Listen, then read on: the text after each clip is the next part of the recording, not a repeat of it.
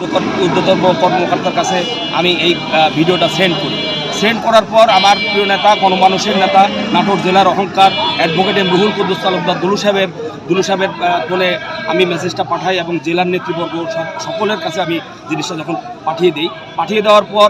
পরবর্তীতে যখন আমার প্রিয় নেতা অ্যাডভোকেট মুহুল কুদ্দুস তালুকদার দুলু সাহেবের সাথে যখন আমি কথা বলার পর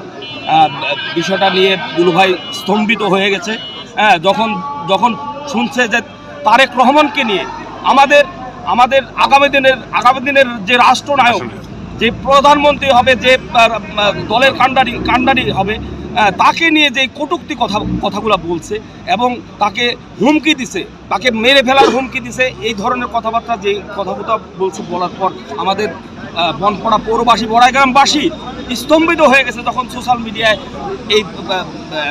ভিডিওটা আপডেট হয়। তার পরবর্তীতে যাই হোক, আমরা একটা রুহুল কুদ্দুস তালুকদার দুলু সাহেবের নির্দেশনা আমরা একটা কর্মসূচি নিয়েছি, বিক্ষোভ সমাবেশ এবং প্রতিবাদ।